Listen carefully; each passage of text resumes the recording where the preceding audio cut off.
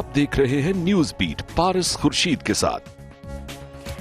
क्या निफाज़े इस्लाम सिर्फ शरई सजाओं का नाम है और क्या रियासत मजहब के नाम पर आइन को मुतनाज़ा बनाने की इजाजत देगी? ये हैं वो बीट्स जिन पे बात करेंगे आज न्यूज बीट में।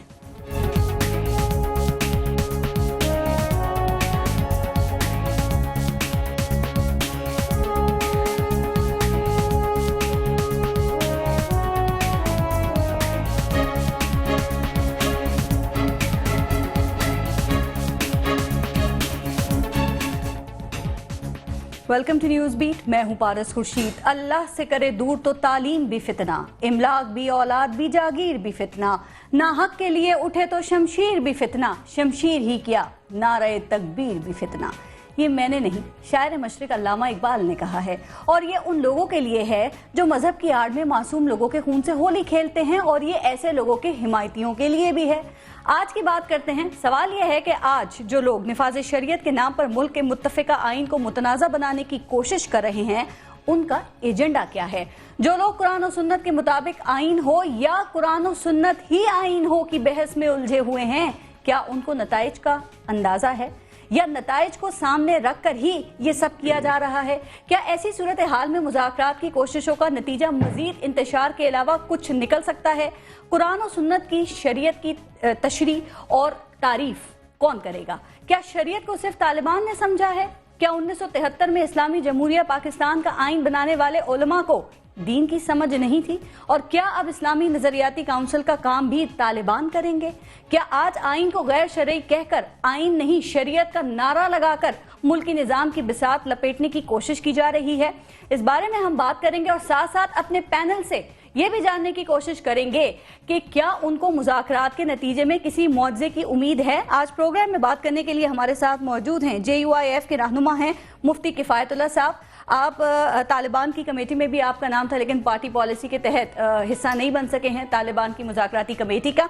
हमें ज्वाइन किया है मजहबी रहनुमा हैं अल्लामा ताहिर अशरफी साहब, चेयरमैन उलमा काउंसिल हैं। हमारे साथ मजहबी रहनुमा अल्लामा हसन ज़फ़र नकवी साहब मौजूद हैं जिनका ताल्लुक वहदतुल मुस्लिमीन से है। आप सबको अस्सलाम वालेकुम और बहुत शुक्रिया प्रोग्राम में ज्वाइन करने का। एक ब्रेक लेंगे फिर गुफ्तगू का आगाज करेंगे। देखते रहिएगा न्यूज़ बीट।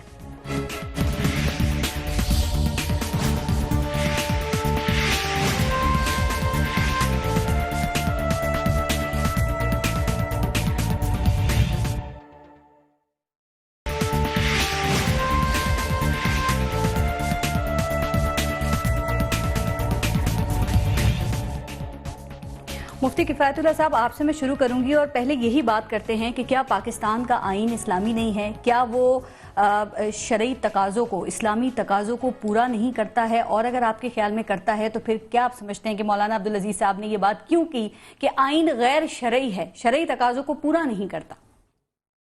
बिस्मिल्लाहिर्रहमानिर्रहीम। सबसे पहले तो मैं आपका शुक्रिया अदा करता हूँ।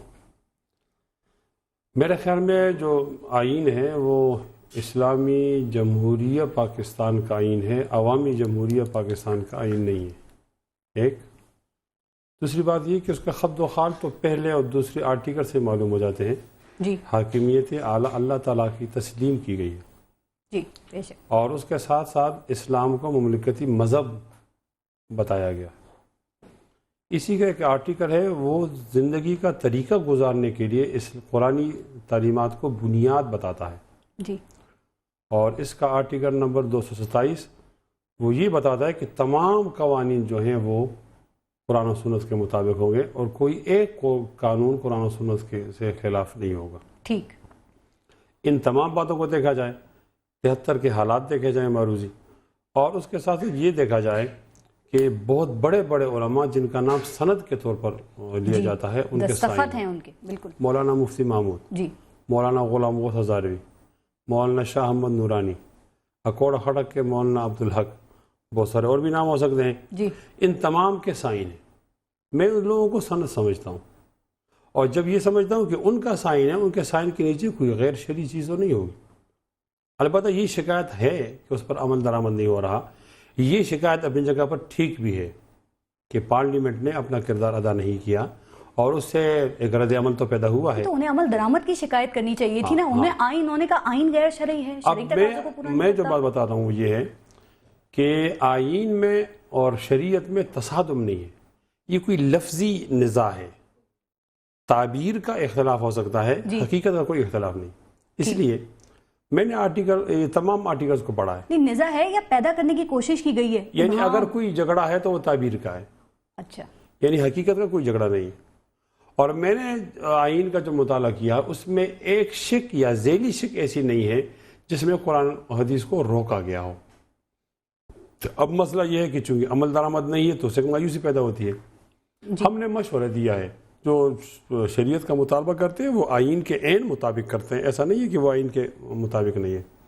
ہم نے ان کو یہ سجیسٹ کیا ہے کہ اس آئین کے اندر کوئی چیزیں تو ہے، ان پر عمل درآمد کر دیا جائے. یہ پہلا مرحلہ ہے.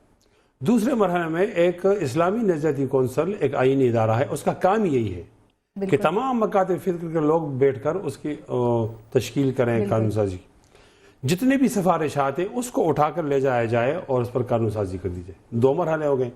اس کے بعد دیکھا جائے کہ قرآن سنت کے کون سے امور باقی رہ گئے ہیں جو نہ تو پہلے آئین کے اندر موجود تھے اور نہ اسلامی نظریاتی کونسل کی سفارشات پر.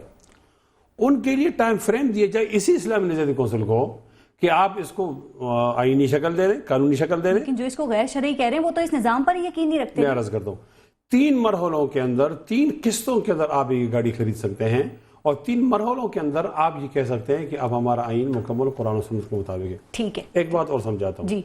فلسفہ کے جتنے ماہرین ہیں وہ یہ کہتے ہیں کہ 2 چیزوں کے درمیان کیا نسبت ہوتی ہے. ایک کو کہتے ہیں تباین، بالکل مخالف. ایک کو کہتے ہیں توافق. توافق کا معنی بالکل ایک جیسے. ایک چیز کا نام ہے تداخل. تداخل کا معنی یہ ہے کہ کوئی چیزیں تو اندر ہیں، کوئی چیزیں ڈالنی پڑیں گی. ٹھیک. میں اس لیے اس لہجے میں بات کرتا ہوں کہ جو لوگ یہ کہتے ہیں کہ یہ آئین اسلام کا خلاف ہے تو میں ان سے یہ کہتا ہوں کہ آپ دیکھیے کہ اس میں نسبت تداخل ہے. کیا معنی؟ کوئی چیزیں ہیں، کوئی چیزیں اور ڈالنی ہوگی. ٹھیک ہے. ایک اور بات، یہی آپ کا وہ فارمولا ہے جو آپ نے کہا میرے پاس فارمولا ہے جس کے تحت جو ہے وہ متنازع جو ایشوز ہیں وہ سالو ہو سکتے ہیں. یہ بھی ہو سکتے ہیں، اور میں آگے جا کر اور بھی بہت ساری اس کی تفصیل بتاؤں گا. میں ایک بار اور بتاتا ہوں کہ شریعت کے بارے میں خوف بھی نہیں ہونا چاہیے، یہ ٹھیک مطالبہ ہے. اور آپ کہتے ہیں کہ رول ماڈل کیا ہوگا، تو ہمارے پاس سعودی عرب کا رول ماڈل بھی موجود ہے. ہمارے پاس ملائیشیا کا رول ماڈل بھی موجود ہے. ہمارے پاس رول ماڈل موجود ہے ایران کا بھی موجود ہے. ہمارے پاس وہ رول ماڈل بھی موجود ہے جس کو لوگ مثال کے طور پر پیش کرتے ہیں. میں یہ سمجھتا ہوں کہ اگر اس پر سنجیدگی سے کام کیا جائے گا نہ صرف پاکستان کا مسئلہ حل ہو جائے گا اس حوالے سے، بلکہ تمام وہ خطے جو مسلمان ہیں تو ان کے لیے ایک ایسا ماڈل روڈ بن جائے گا کہ وہ ان کے خطوں کے آئین بھی بنے گا اور قرآن شریف کے اس پہ ذرا بھی مزید بات کرتے ہیں. لیکن علامہ حسن ظفر نقوی صاحب، کیا آئین پاکستان، دستور پاکستان کہیں بھی شریعت سے متصادم ہے؟ کیا آئین پاکستان کہیں بھی شرعی تقاضوں کو پورا کرنے میں کمزور نظر آتا ہے آپ کو؟ اور جن لوگوں نے جن علماء نے 73 کے آئین پر دستخط کیے تھے ان کے بارے میں کیا کہیں گے آپ؟ بسم اللہ الرحمن الرحیم. بہن آپ کا بہت شکریہ ایک بار پھر. آپ کو اور جو ہمارے معزز مفتی کفایت اللہ صاحب ہے اور علامہ طاہر اشرفی صاحب کی خدمت میں بھی سلام عرض کرتا ہوں. بی بات اتنی سی ہے کہ میں ایک تاریخ کا ورق پلٹنا چاہتا ہوں آپ کے سامنے کہ کل میں نے ایک بہت بڑے مذہبی جماعت کے مذہبی رہنما کی تمام چینلز پہ اعلان سنا اور وہ ببانگ دہل کہہ رہے تھے کہ شریعت کا مطالبہ کوئی غلط مطالبہ نہیں ہے، یہ 18-19 کروڑ عوام کا مطالبہ ہے. یہ ایک بہت بڑا مغالطہ میں دور کرنا چاہتا ہوں. یہ ان کی بات بالکل ایسے ہی ہے جیسے ضیاء الحق نے ایک ریفرینڈم کرایا تھا کہ کیا آپ پاکستان میں اسلامی نظام چاہتے ہیں، اور اگر اسلامی نظام چاہتے ہیں تو میں 5 سال کے لیے صدر ہوں. آج جو یہ بات کریں نا شریعت کے نفاذ کے اور ان کو شیلٹر فراہم کر رہے ہیں، یہ وہی لوگ ہیں کہ اگر سب چاہتے، کون نہیں چاہتا، کون اس کی مخالفت کرے گا؟ بی آپ بھی مخالفت نہیں کریں گے، سب کہتے ہیں اسلامی شریعت نافذ ہونی چاہیے. جی لیکن یہ وہی بلیک میلنگ ہے، ایموشنل بلیک میلنگ کرتے ہیں یہ لوگ کہ اگر آپ یہ چاہتے ہیں کہ اسلام آئے گا تو وہ طالبان کے ذریعے سے آئے گا. یہ ناممکنات میں سے ہے. لوگ احمقوں کی جنت میں رہتے ہیں جو یہ سمجھتے ہیں کہ اس طرح وہ بندوق کے بل بوتے پر ایک مسلم معاشرے کو، جہاں آج بھی دنیا کے دوسرے ملکوں سے زیادہ اچھے مسلمان رہتے ہیں، ایک دوسرے خیال کرتے ہیں، ایک دوسرے کا احترام کرتے ہیں، ایک دوسرے کے دکھ درد میں کام آتے ہیں. اور ایک بات اور میں آپ صرف 2 منٹ چاہتا ہوں پھر بے شک آپ مجھے ٹائم نہ دیجیے گا. میں ایک بات کی حمایت کرتا ہوں، تعریف کرتا ہوں 1000 اختلافات کے باوجود مولانا عبدالعزیز صاحب کی، کہ ان کے جو دل میں تھا کل انہی نے وہی کہہ دیا. ایسے آدمی کو ہونا چاہیے بالکل 2 ٹوک. انہی نے جو شریعت کے نفاذ کی بات کی، لال مسجد کے سانحے کا تو سب ذکر کرتے ہیں، اس سے پہلے کے حالات کا ذکر نہیں کرتے کہ اسلام آباد میں ہو کیا رہا تھا. امر بالمعروف کی فورسز گھوم رہی تھی ڈنڈا بردار. मार्केटों में जा रही थी, दुकानदारों को, रियासत की का काम दुकानों कर को रही तोड़फोड़ थी। कर रही थी, खवातीन खड़ी होती थी और वो औरतों को घरों से चाहे पाकिस्तानी हो चाहे चीनी हो जापानी उठा के ला रही थी, सड़कों पे खड़ी होती थी, अम्र बिल मारूफ। ये वो शरीयत है कि जो बिल्कुल उन्होंने खुल्लम खुल्ला कल बात की है, मैं उनकी तारीफ करता हूं कि जो दिल में था वो कहा, मुनाफिकत नहीं की उन्होंने। इस शरीयत को पाकिस्तान के 18 करोड़ आवाम, मेरी बहन मुफ्ती किफायत साहब बैठे, मेरे अजीज मोहतरम, मेरे अल्लामा ताहिर अशरफी साहब मोहतरम बैठे हैं, कोई जी शऊर जी अक्ल आदमी इसको पसंद नहीं करता, ना ये उन पर नाफिज किया जा सकता। और ये कितना जुल्म है कि जो विक्टिमाइज कौमें हैं, जो लोगों पर जुल्म है, उन सबको हटा के जो एक ही पेज के थे, देखिए मज़ाकरात होते हैं दो हरीफों के दरमियान, दो फरीकों के दरमियान, दो हलीफों के दरमियान मज़ाकरात नहीं होते। ठीक है। जो हुकूमती कमेटी अलामा है, साहब, वो भी पहले से उनके पेज पे अलामा साहब, उनके हामी हमेशा मुज़ाकरात के। आपने बिल्कुल और ठीक जो बात की, इनकी तरफ इसकी से तरफ अभी आते हैं। एक चीज और जरा क्लियर कर दीजिएगा कि आज आइन को जो शरई और गैर शरई होने की हवाले से बहस की जा रही है, इसके नुकसानात, इसके असरात, इसके मुज़म्मरात क्या देख रहे हैं आप, क्या हो सकते हैं? इसके मुजम्मरात, एक छोटी सी मिसाल दे दूं कि अभी अमेरिकी सेनेट में हमारे यहाँ तो इस पर बहस ही नहीं होती, बलोचिस्तान पे जो हो चुका है फैसला, खुदा न करे दुश्मनों के कान बहरे, वो बलोच अलहदगी पसंद इनकी शरीयत को मान लेंगे? सिंध में जो तहरीकें चल रही है वो इनकी शरीयत को मान लेंगे? ये क्या चाहते हैं, किस कुएं में धकेलना चाहते हैं पाकिस्तान को? वो एक अलहदगी के सिरे पर खड़ा हुआ है बलोचिस्तान। क्या हो रहा है, दुनिया ने क्या तय कर लिया, उस पर कोई डिस्कशन हो रही है? हमारे यहाँ कुछ नहीं हो रहा। और उनके सेनेट में किस धड़ल्ले के साथ कहा जा रहा है कि इसको अलहदा जरूरी हो गया है बलोचिस्तान को। तो ये कहाँ की बात कर रहे हैं? पूरे पाकिस्तान का क्या हश्र करना चाहते हैं? हमारा आइन जिसपे शिया, सुन्नी, बरेलवी, तमाम देखिए, ये जरूर है कि उसमें खामियां भी, उसको अमल किया जाए। जनरल ज़िया किस आइन के तहत बैठे हुए थे यहाँ, किस आइन में तरमीमें की उन्होंने? उस पर सब कुछ ठीक था जब जनरल ज़िया हो, उसके बाद सब कुछ गलत हो जाएगा। ये बिल्कुल अक्ल में ना आने वाली बातें, पता नहीं किसके एजेंडे पे ये काम हो रहा है। अलामा साहब, एक मिनट दीजिएगा। ठीक, 18 करोड़। ठीक, अलामा ताहिर अशरफी साहब, यही बात आपसे, लेकिन पहले ये बता दीजिएगा कि 73 का आइन किस हद तक इस्लामी है? क्या ये आइन भी कुरान और सुन्नत को ही सुप्रीम लॉ समझता और जानता पड़ता है? बिस्मिल्लाहिर्रहमानिर्रहीम। जैसे अभी मुफ्ती साहब ने फरमाया, अलामा साहब ने कहा, देखिए मैंने तो दीन जिनसे सीखा है, मैं दीन का एक तालिब इल्म हूँ, और मुझे दीन जिन्होंने सिखाया है उनकी निस्बतें उन्हीं अकाबिर के साथ हैं जिनको कोई मौलाना अब्दुल हक के नाम से जानता है, जिनको कोई मौलाना गुलाम गौस हजारवी से के नाम से जानता है, जिनको कोई मौलाना शाह अमन नूरानी के नाम से जानता है, जिनको कोई मौलाना मुफ्ती महमूद के नाम से जानता है। और मैं समझता हूं कि मेरे अकाबिर आज के किसी भी मुल्ला से, आज के किसी भी शेखुल हदीस से, आज के किसी भी जो खतीब से ज्यादा मुत्तकी थे, ज्यादा बाइलम थे, ज्यादा परहेजगार थे और ज्यादा दीन का इल्म रखते थे। और फिर इस कमेटी के जो सरबराह है मौलाना समीउल हक साहब, जब ये 73 का आइन बन रहा था तो मौलाना समीउल हक की ये जिम्मेदारी थी कि वो इन अकाबरीन की तहरीरों को जमा करते थे और उनको लिखते थे जो वो बोलते थे। तो अगर ये 73 का आइन गैर शरी होता, 73 का आइन गैर इस्लामी होता, तो कम अज कम मैं नहीं समझता कि यहां बैठ के मुफ्ती किफायतुल्लाह साहब या मौलाना समीउल हक साहब या इस मुल्क के वो सैकड़ों उलमा जो पार्लियामेंट तक पहुंचे हैं। और फिर मेरा तो सवाल ये भी बनता है कि क्या अगर ये आइन और दस्तूर जो है ये गैर इस्लामी है तो फिर ये कमेटी क्या है? इसी आइन के तहत तो वजीर आजम साहब ने कमेटी बनाई है, इसी आइन के तहत तो मुज़ाकरात हो रहे हैं। लेकिन ये अल्लामा ताहिर अशरफी साहब, आप ही की बात में इसका भी जवाब दे दें। अभी जो आपने बात की कि अगर अब आइन को, इस आइन को मुतनाज़ा बना दिया गया तो ये मुल्क फिर किस जानिब जाएगा? क्या फिरका वारियत शुरू नहीं हो जाएगी? गो के अभी भी है, लेकिन आइन तो इजाजत नहीं देता ना इसकी। देखिए मैं गुजारिश करूं, मैं अपनी, अगर मुझे आप सिर्फ 1 मिनट दे, मैं पहले ही गुजारिश ये करूं कि गुजारिश ये है कि कुरान और सुन्नत सुप्रीम लॉ है इस मुल्क का। ये आइन उसी कुरान और सुन्नत के नीचे है, उसी शरीयत के ताबे है। लेकिन अगर आज कोई बात ये कहे कि मुझे शरीयत जो है फुला मसलक की, फुला अकीदे की चाहिए, तो मैं कहता हूं मुझे तो शरीयत वो चाहिए जो मोहम्मद अरबी सल्लल्लाहु अलैहि वसल्लम लेकर आए हैं, जिसे सैयदना अबू बकर सिद्दीक ने नाफिज किया, जिसे सैयदना उमर फारूक ने नाफिज किया, जिसे सैयदना उस्मान ने नाफिज किया, जिसे हैदर कर्रार ने नाफिज किया। مجھے تو وہ نظام چاہیے کہ جس کے اندر میری بیٹی اسکول پڑھنے جائے تو کوئی اس کو ڈنڈے نہ مارے.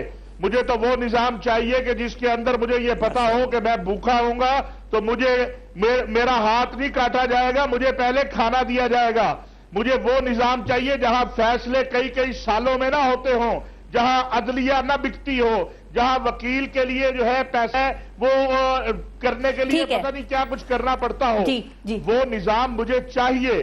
لیکن میں ساتھ یہ بھی کہنا چاہتا ہوں کہ اگر اس نظام کے لیے کوئی یہ سمجھتا ہے کہ بے گناہ لوگوں کی گردنیں کاٹے اور کہے کہ وہ نظام شریعت کے لیے کام کر رہا ہے, تو میں پھر معذرت سے کہوں گا یہ وہ شریعت کی بات نہیں ہے جو میرے آقا سرکار دو عالم صلی اللہ علیہ وسلم نے ہمیں دی ہے. جی آپ نے مفتی کفایت اللہ صاحب علامہ طاہر اشرفی صاحب کی بات سنی تو شریعت کا بھی انہوں نے بھی ذکر کیا. جو طالبان ترجمان ہیں شاہد اللہ شاہد, ان کا بیان یہ ہے کہ ہم نفاذ شریعت کی جنگ لڑ رہے ہیں.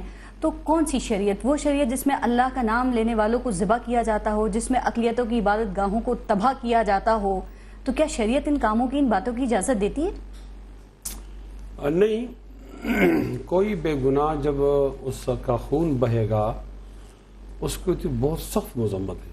قرآن مجید کہتا ہے, اللہ تعالیٰ فرماتے ہیں من قتل النفس, جو کسی ایک نفس کو قتل کرے گا تو گویا وہ تمام انسانیت کا قاتل ہوگا. ہمارے یہاں ایک بہت اچھی مثال اس کے لیے دی جاتی ہے کہ ایک طرف کعبہ شریف ہے اور ایک طرف ایک آدمی کا خون ہے. آپ نے دونوں میں سے ایک کام کرنا ہے. اگر آپ کعبہ کو ڈھاؤ گے تو اس کا گناہ کم ہوگا, اور کسی محترم کے خون کو بہاؤ گے اس کا گناہ زیادہ ہوگا. شریعت واضح ہے, وہ میری تعبیر سے اور آپ کی تعبیر سے تبدیل نہیں ہوتی. شریعت میں بے گناہوں کو نہیں مارنا چاہیے. ٹھیک ہے, تھوڑی سی جو میں وضاحت کرنا چاہتا ہوں کہ طالبان کا مطالبہ ٹھیک ہے شریعت کا نفاذ. ہاں, اب وہ طریقہ کیا اس پر تو بات ہو سکتی ہے. میں ایک گلہ کرنا چاہتا ہوں, اور وہ یہ ہے کہ اگر پارلیمنٹ مجرمانہ غفلت نہ کرتی تو یہ صورتحال پیدا نہ ہوتی. اسی پارلیمنٹ نے نظریاتی کونسل کو پیدا کیا, اس کو آئین کا شیلٹر دیا, اور آج تک اس کی ایک سفارش کو بھی نہیں مانا. اس کا معنی یہ کہ پارلیمنٹ نے اپنا کام نہیں کیا, وہ روزمرہ کا کام کرتی ہے اور وہ ٹی اے بناتی ہے اور وہ قانون سازی نہیں کرتی جو میری اور آپ کی ضرورت ہے. آپ بھی تو پارلیمنٹ میں ہیں, آپ نے کتنے معتدل قوانین دیے. میں بتاتا ہوں. پارلیمنٹ کے اس مجرمانہ غفلت کا رد عمل ہوا ہے اور اس کا بہت خوفناک صورتحال آئی ہے, اور اسلام کے نام پر ایک بدنما داغ بن گیا ہے. اسلام کی جو صورت ہے وہ امن والی ہے, وہ وحشت والی نہیں ہے. لیکن میں ان تمام پارلیمنٹرین کو اور تمام پارلیمنٹ کے تمام کردار کو بھی موضوعی بحث بناتا ہوں, اور میں گلہ کرتا ہوں کہ انہوں نے اپنا کام نہیں کیا, اور مجرمانہ غفلت اب بندوق کے نوک پر وہ کام کیا جا رہا ہے جو پارلیمنٹ کے ذریعے کرنا چاہیے تھا. ٹھیک ہے, اب اس صورتحال کے اندر مطالبہ تو ٹھیک ہے, طریقہ کار پر الجھ کر ایسا نہ ہو کہ صحیح مطالبہ ہم سے رہ جائے. مطالبے کے لیے طریقہ کار اختیار کیا جائے, آئین کو توڑنے کی ضرورت بھی نہیں ہے, آئین کو نہ ماننے. اس آئین کے اندر فلیکسیبلی ہے, اتنی گنجائش موجود ہے کہ انشاءاللہ العزیز تمام چیزیں آ جائیں گی. لیکن مولانا عبدالعزیز صاحب کہتے ہیں طالبان آئین کو نہیں مانتے. مولانا سمیع الحق صاحب بھی کہتے ہیں کہ طالبان جو ہیں وہ آئین کی بالادستی کے لیے جنگ لڑ رہے ہیں. تو ذرا ان دونوں کے بیانات پہ آپ تھوڑی سی روشنی ڈال دیں, ہمیں سمجھا دیں, کیونکہ آپ ان کے قریب بھی ہیں, کہ جب کوئی مانتا ہی نہیں کسی چیز کو, جب طالبان آئین کو نہیں مانتے تو وہ بالادستی کی جنگ کیسے لڑ رہے ہیں اس کی؟ طالبان کو تو میں جانتا ہوں, ان کو سمجھانا پڑتا ہے تو وہ سمجھ جاتے ہیں. اچھا, ان کو سمجھانا پڑے گا, وہ سمجھ بھی جائیں گے. وہ بہت زیادہ محب وطن پاکستانی ہیں, وہ آئین کو بھی مانتے ہیں, اور ساتھ ساتھ ان کی ایک خواہش ہے کہ خارجہ پالیسی کی ریوزٹ ہونی چاہیے, اسلامی شریعت ہونی چاہیے. ٹھیک ہے, مطالبہ صحیح ہے, طریقہ کار پر ہم بات کر سکتے ہیں, لیکن ایسا نہیں کہ طریقہ کار کو بنیاد بنا کر وہ جو اساسی مطالبہ ہے اس کو کنڈیم کریں. اس کی علامہ حسن ظفر نقوی صاحب, ابھی مفتی کفایت اللہ صاحب نے کہا کہ اگر طالبان کو سمجھایا جائے تو وہ سمجھ سکتے ہیں, سمجھ جاتے ہیں. کیا آپ اس بات سے اتفاق کرتے ہیں؟ اور مطالبہ ہے نفاذ شریعت کا, یہ بات طالبان نے بھی کی, کل بھی بیان آیا, مولانا عبدالعزیز صاحب بھی یہی کہتے ہیں. تو جو طریقہ کار ہے نفاذ شریعت کا, اتفاق ہے, اتفاق کرتے ہیں آپ اس سے؟ دیکھیے بات یہ ہے کہ مفتی کفایت اللہ صاحب نے بڑی حوصلہ افزا بات کر دی کہ وہ کہتے ہیں ان کے سمجھانے سے سمجھ جائیں گے, تو بسم اللہ پیش رفت کریں. لیکن جو میں بات آپ کی خدمت میں عرض کرنے جا رہا ہوں کہ جو شریعت کا مطالبہ ہے, تو یہ میں یہی تو عرض کر رہا ہوں کہ کلمۃ الحق یراد بہ الباطل, کلمہ صحیح ہے, مراد باطل ہے. کون لائے گا, کس طریقے سے لائے گا؟ 18 کروڑ عوام جو مختلف مکاتب فکر, مختلف نظریات, مختلف اسکول آف تھاٹس کے ہیں, اگر یہ طے ہو گیا کہ جس کی بات نہ مانی جائے تو وہ مجبور ہو کے بندوق اٹھا لے گا. اس کا مطلب آپ دوسروں کو, سب کو یہ سبق دے رہے کہ جس کا مطالبہ پورا نہ ہو پاکستان میں وہ بندوق لے کے کھڑا ہو جائے. پھر تو یہ تو بڑا آسان سبق حکومت بھی دے رہی ہے اور طالبان بھی دے رہے ہیں کہ اگر آپ کو اپنے مطالبات منوانے ہیں اور آپ کے مطالبات نہیں پورے کیے جا رہے تو چاہے آپ کم ہوں, لیکن آپ 19 کروڑ آدمیوں پر اسلحہ لے کے بیٹھ جائیں. پھر بلوچ بھی ٹھیک ہیں, ان کے بھی سارے مت مان لیجئے, وہ بھی بندوقیں لے کے لڑ رہے ہیں. یہ کوئی طریقہ نہیں ہے کہ جواز فراہم کیا جائے, کسی کی دہشت گردی کو شیلٹر دیا جائے. یہ وہی آئین ہے جس کے تحت یہ بنے, جس کے تحت جنرل ضیاء الحق حکومت کرتے رہے.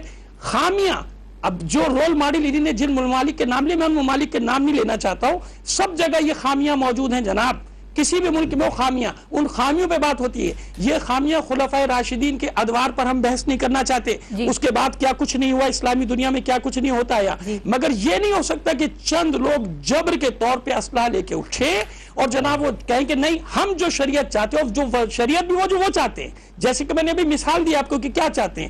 2000 سے زیادہ اسکولوں کو تباہ کرنے کے بعد آپ یہ توقع رکھتے ہیں کہ وہ تعلیم کے لیے کام کریں گے, وہ لوگوں کی تعلیم عام کریں گے, بچوں کو اسکول جانے دیں گے. ایڈ کرنا چاہتا ہوں علامہ صاحب, بالکل ٹھیک. علامہ طاہر صاحب, میں علامہ صاحب کو ایک گزارش کرنا چاہتا ہوں, ان کے لہجے میں تھوڑی ناراضگی ہے, تھوڑی ناراضگی ہے. میں آتی ہوں آپ کی طرف, ایک عرض کرنا چاہتا ہوں. جی میں کہتا ہوں علامہ صاحب کے تھوڑی ناراضگی ہے. ہم جب یہاں بیٹھتے ہیں نا تو ہم کسی مکتب فکر کے نمائندے نہیں ہوتے ہیں, ہم پوری قوم کے نمائندہ ہوتے ہیں. تو چیزوں کو پھر اس طرح دیکھنا چاہیے. تھوڑی اگر ناراضگی ختم ہو جائے تو بات بہت سنجیدہ چل رہی ہے. جی علامہ میں ناراضگی ختم کرنے کے لیے بات کہہ دیتا ہوں. میں 1 منٹ پارس بہن کی غلط فہمی, مفتی صاحب اگر آپ کو میرے لہجے سے ناراضگی لگی میں اس کے لیے معذرت چاہتا ہوں, لیکن دیکھیے میں جو بات کر رہا ہوں نا وہ یہی کر رہا ہوں کہ اگر بندوق کے ذریعے فیصلے ہوں گے نا تو پھر مجھے بتائیے بات کہاں جائے گی. میں علامہ طاہر کے بعد بتاؤں گا, میں علامہ طاہر صاحب کے بعد بتاؤں گا. علامہ طاہر اشرفی صاحب جی اپنی بات کیجئے گا. جی میں یہ گزارش کروں کہ دیکھیں خلافت راشدہ کا دور ہمارے لیے نمونہ ہے, اور خلافت راشدہ کے دور میں مسلمانوں نے پوری دنیا پر حکومت کی ہے, کہیں پر یہ زور نہیں چلا کہ کسی کی گردن کاٹے. اور میں ابھی علامہ حسن ظفر صاحب سے ہی پوچھتا ہوں کہ شریعت اسلامیہ اس ملک کے اندر آئے, یہاں محمد عربی صلی اللہ علیہ وسلم کا نظام آئے, یہ ان کی بھی خواہش ہے, یہ میری بھی خواہش ہے, یہ مفتی صاحب کی بھی خواہش ہے, یہ آپ کی بھی خواہش ہے. کسی کے لیے زندگی وقت قربانی دے, جان قربان کرنے کو تیار. ہم ایک بات بڑی واضح کرنا چاہتے ہیں کہ مطالبہ میں کسی کو کوئی اعتراض نہیں ہے. بھئی ہم یہ کہتے ہیں کہ آ جاؤ خدا کے لیے اس ملک کے ہو, امن دے دو. سب سے پہلا نقطہ یہ ہے یہاں امن ہوگا تو یہاں شریعت آئے گی. اگر یہاں امن نہیں ہوگا تو سیدنا عمر فاروق رضی اللہ تعالیٰ عنہ نے قحط کے دوار میں حدود اللہ کو کیا معطل نہیں کیا, کیا چوروں کے ہاتھ کاٹنے بند نہیں کیے تھے کہ اس وقت قحط ہے اور پہلے علاج ہونا چاہیے. ہمیں دیکھیے دین اسلام کو مشق ستم نہیں بنانا چاہیے. اسلام کے نام پر ہمیں اپنی ذاتی خواہشات کو سامنے نہیں لانا چاہیے. میں سمجھتا ہوں ایک بہت ہی بہتر امن کے لیے کوشش شروع ہوئی ہے. اس میں میں یہ آج آپ کے پروگرام کے ذریعے مطالبہ کرتا ہوں کہ یہ جب امن پروسیس چلے اس میں اہل تشیع بھی شامل ہونے چاہیے, اس میں بریلوی بھی شامل ہونے چاہیے, اس میں دیوبندی بھی ہوں, اس میں وہ ہمارے مسیحی بھائی بھی ہوں جو بیچارے قتل کیے جا رہے ہیں, کیونکہ امن سب کے ملنے سے ہوگا. ابھی تو اس کا آغاز ہے, ہم سب دعا کریں کہ اللہ کرے یہ آغاز بہتر ہو جائے. میں بریک لے لوں, ایک بریک لیتے ہیں اور اس کے بعد آپ اپنی بات بھی مکمل کر لیجئے گا, اور یہ بھی بات کریں گے کہ شریعت کا مطالبہ کرنے والوں کا کیا ہر کام خود شریعت کے مطابق ہے, اور شریعت کی جو ہم بات کر رہے ہیں اس وقت میں سب کے لحاظ سے اس کی انٹرپریٹیشن کون کرے گا, کیسے ہوگی, بات کریں گے بریک کے بعد. دیکھتے رہیے گا نیوز بیٹ.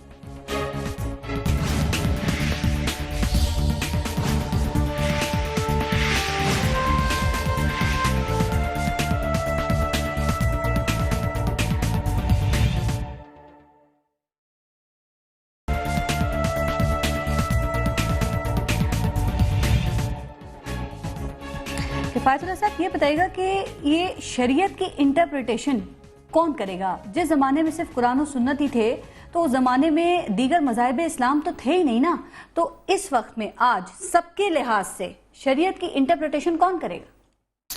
یہ اچھا سوال ہے. بخیر صرف اسلام نہیں، بہت اور مذاہب کے اندر بھی مسلکیں موجود ہیں، ان کی تقسیم ہوتی ہے جی. اور اسلام کے اندر بھی ہے.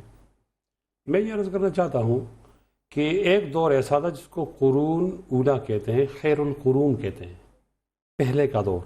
جی. نبی علیہ السلام نے فرمایا خیر القرون قرنی ثم الذین یلونہم ثم الذین یلونہم.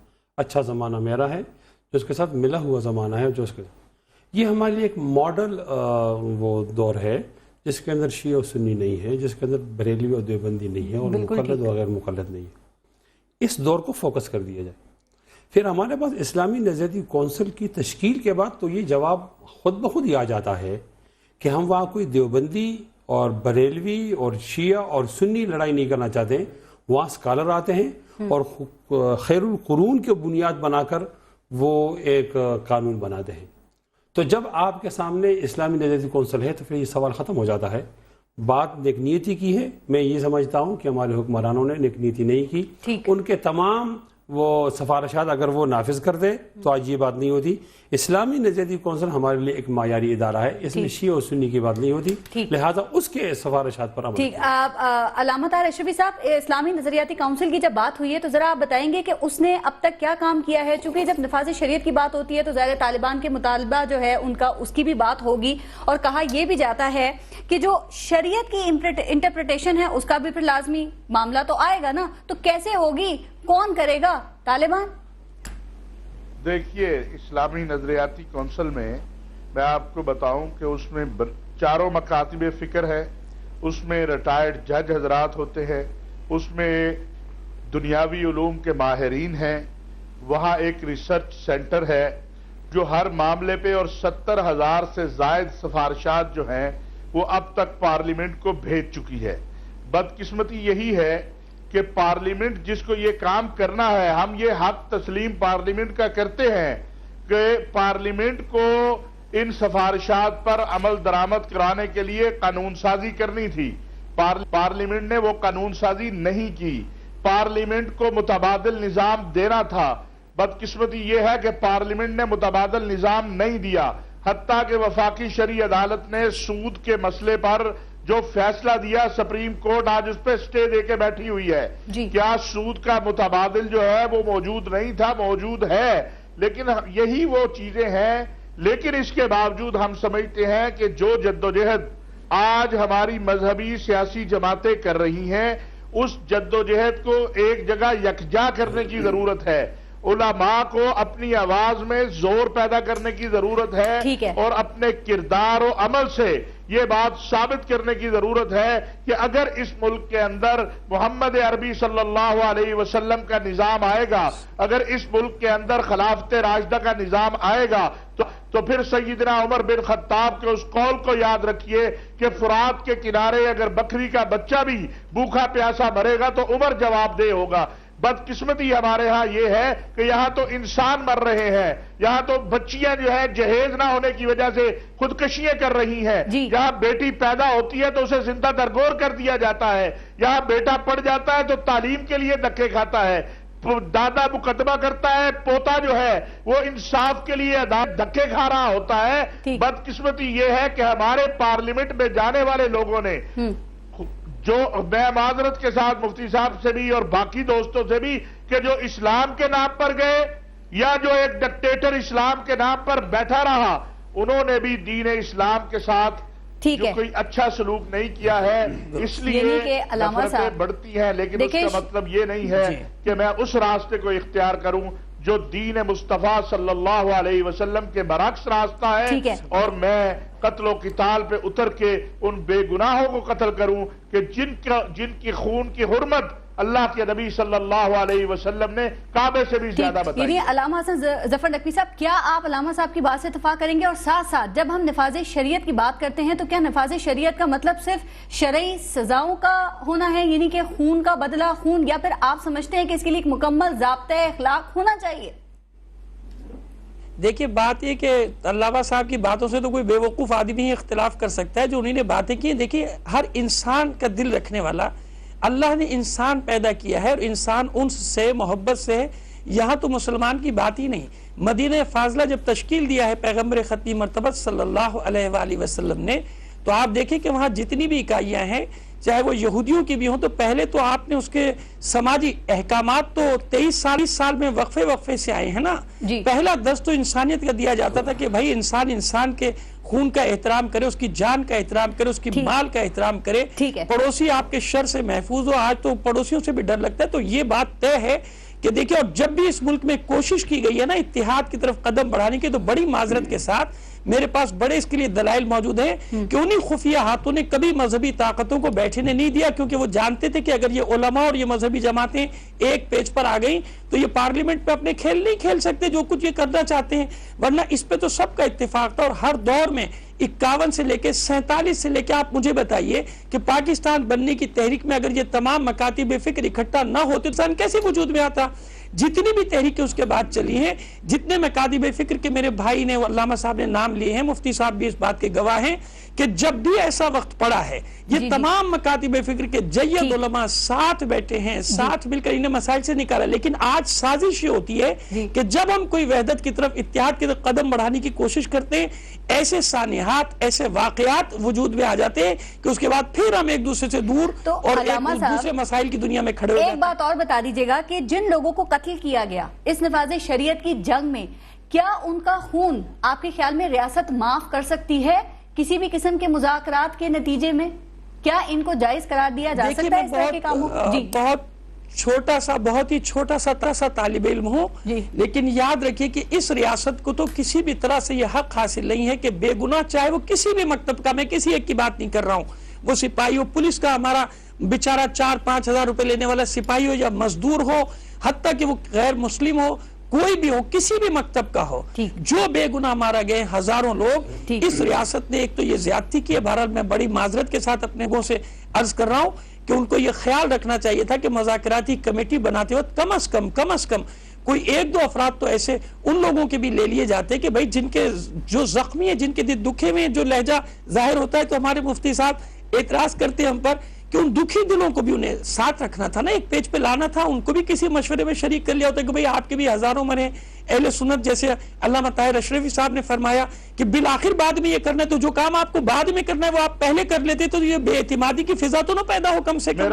ٹھیک ہے مفتی کفایت اللہ صاحب, میں یہ عرض کروں گا, ایک سیکنڈ, میں یہ عرض کروں کہ حضرت علامہ صاحب دعا آپ بھی کریں, دعا میں بھی کرتا ہوں کہ اللہ کرے یہ امن کی ٹیبل پر تو آ جائیں. پہلے ان کو امن کی ٹیبل پر لانے کی جدوجہد ہو رہی ہے, اور اگر وہ امن کی ٹیبل پر آئیں گے ہی نہیں تو آپ اور میں یا کوئی اور کیسے بیٹھ جائے گا.